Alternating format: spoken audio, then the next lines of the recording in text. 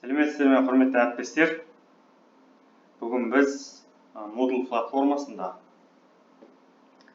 тест қалай жасаймыз, сол тақырыпта әңгіме қозғайтын боламыз. Ең алдымен администратор берген логин пароль арқылы сіз Moodle платформасына кіресіз. Және өзіңіз сабақ беретін топқа пәніңізге басып кіресіз.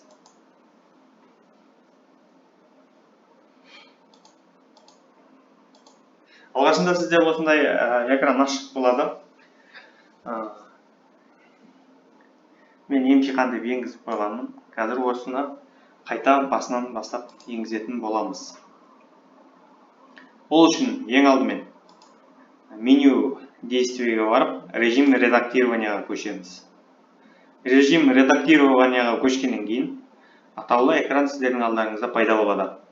Осы жерге добавить элемент или ресурсты басып, біз тестті қосамыз. Тестті қосқаннан кейін біз бұл жерде тесттің настройкасын жасауымыз керек. Мысалы үшін мен бұл топтан сынақ алатын болсам, кешіріңіздер, сынақ алатын болсам, сынақ деп жазамын. Және де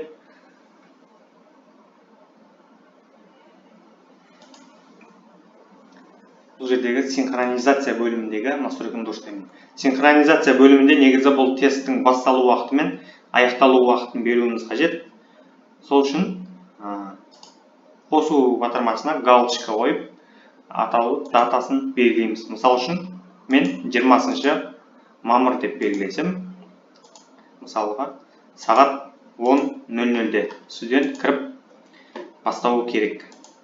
Және де бұл тест сол 20 мамыр күні сағат 11:00-де аяқталуы қажет. Яғни шектеу уақыты 60 минут. Осы уақыт аралығында студент тапсырманы жіберіп үлгеруі керек. Болмаған жағдайда ол кісінің жаңағы нәтижесі жарамсызға саналатын болады. Және де количество попыток, яғни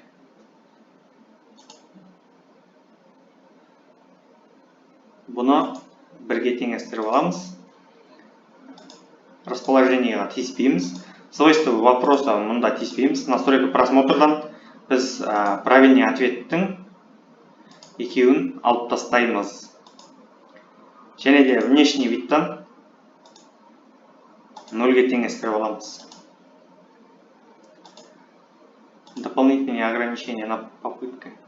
Бұл жерге тиіспейміз. Итоговый отзыв. Итоговый отзывта студент сынақтан өткен жағдайда біз студентке сіз сынақтан өттіңіз хабарламасын экранға шығарамыз. Және де шекті балл 50%-на тиесілі деп шарт береміз. Және де студент сынақтан өтпеген жағдайда сіз сынақтан өте алмадыңыз хабарламасын экранға шығаруымыз қажет.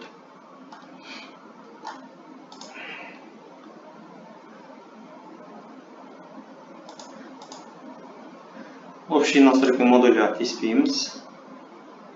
Ограничение доступа то же самое болады. Выполнение элемент курса. Бұл жерден отображать элемент курса как выполненный.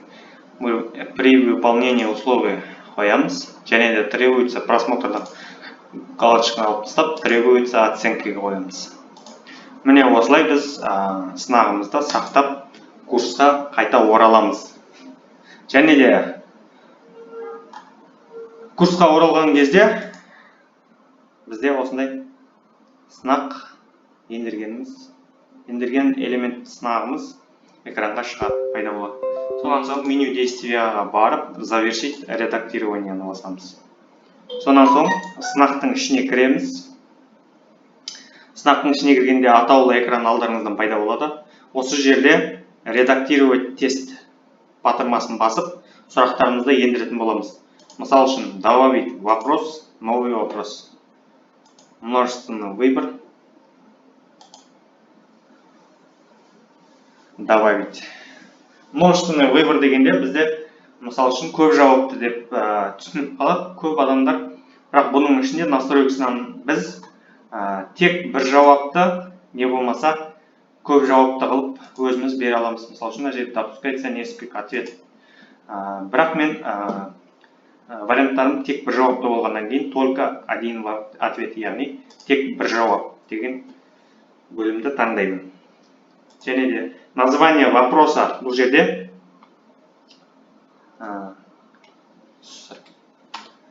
мысал үшін бірінші сұрақ деп қойсақ болады. Бірінші сұрақ.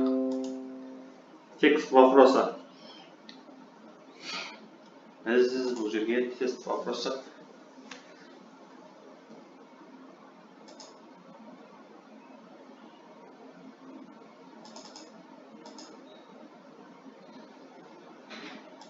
Сұраққа мысал үшін компьютерлік графика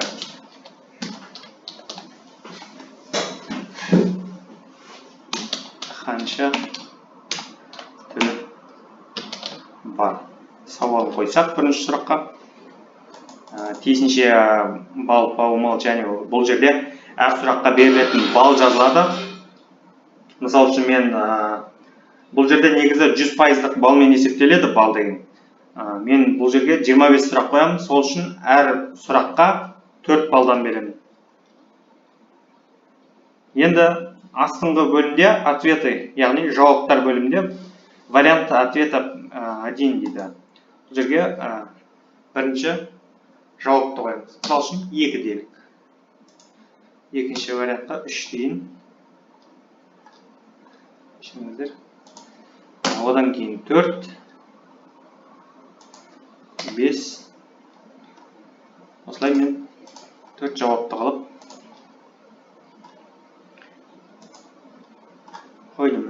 Енді мына жерден дұрыс жауабында оценка бөлімінен.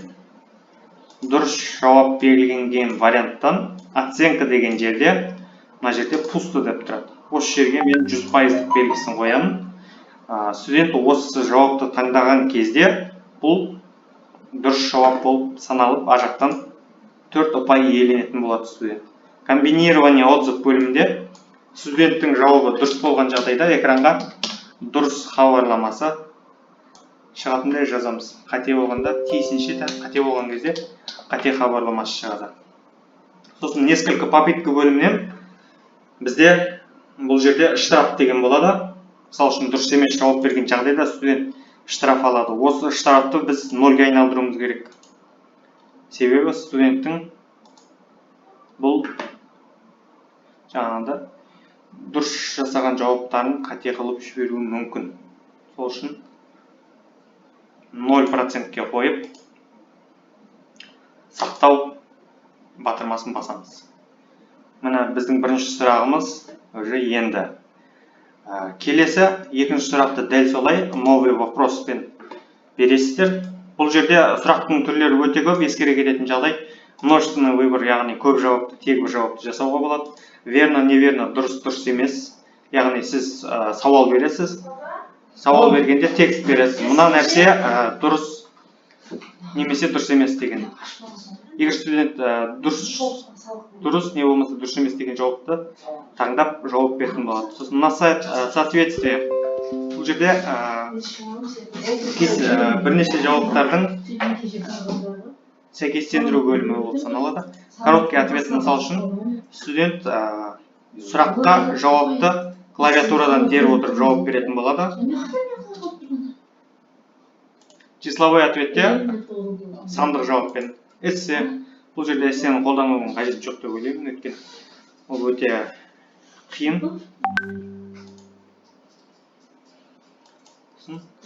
Выбор пропущенных слов. Мысал үшін сіз бір сөйлемді жазып келе жатасыз, тесттің сұрағында сол ортадан бір сөзді қалдырып кетесіз.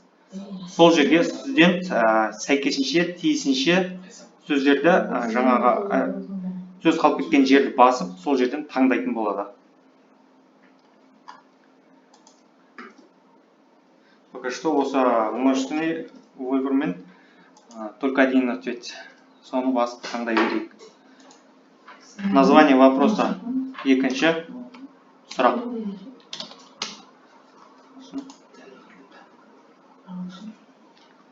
Мысал үшін география пәнінен қоятын болсақ.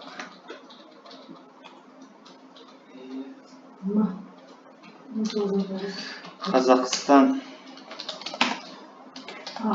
Республикасы қай материкте орналасқан?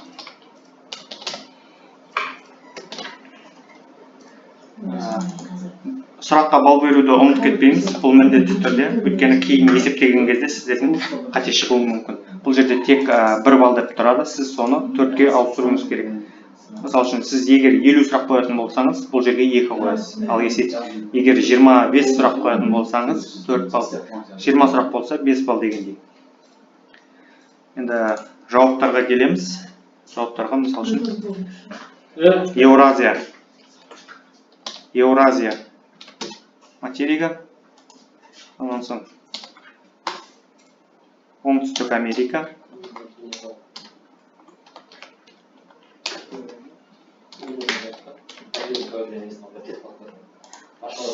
Солтүстік Америка,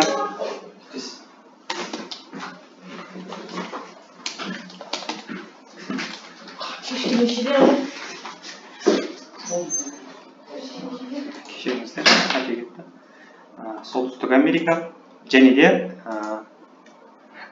Африка, сонан соң Австралия. Таулы варианттарымызды қойдық. Енді осы жерден дұрыс жауапты белгілеп кетеміз. Яғни Қазақстан Республикасы Евразия материгінде орналасқан. 100 баллдықты оценкаге 100% қойып кетеміз.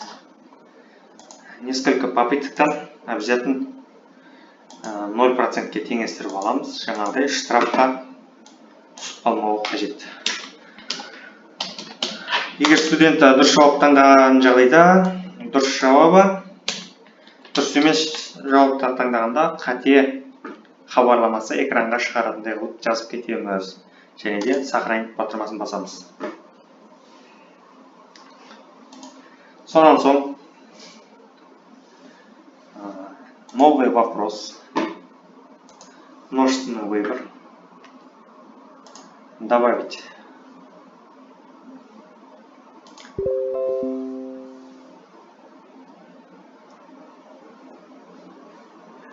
Дәл осындай сұрақтарды жалғастырып қоямыз. Келесі сауал. Үшінші сұрақ.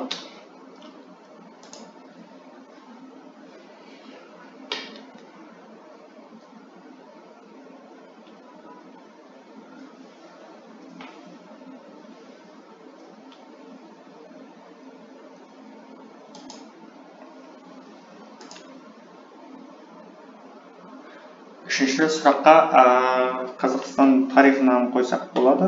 Мысал үшін, Қазақ хандығы қай жылы құрылды? Сауалын қоямыз. Бұл жерге 4 ұпайды береміз. Және де только один ответ, яғни тек бір жауапты жазамыз. Қазақ хандығы 1464-1465 жылдар құрылды дейміз. 1467-1468 варианттарымызды ұсынамыз. 1450, 1451, 1459, 1460.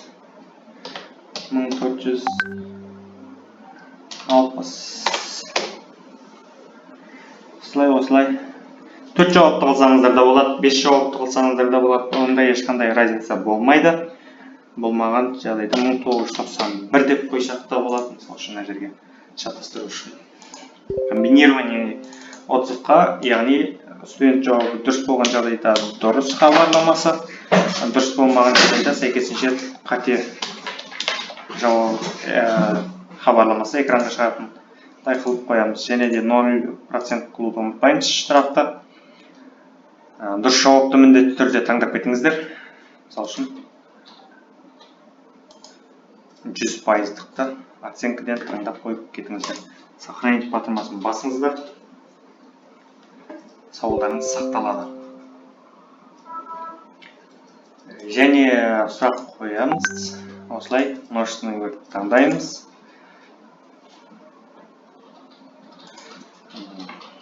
Төртінші сұрақ.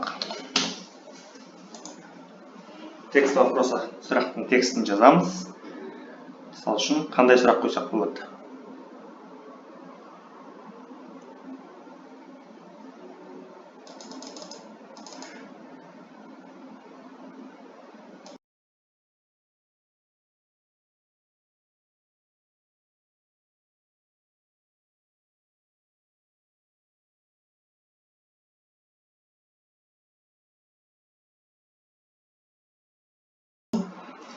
Так,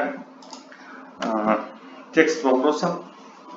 Бұл жерде, мысалы үшін, біз қоямыз. Қазақстан Республикасында қанша облыс бар?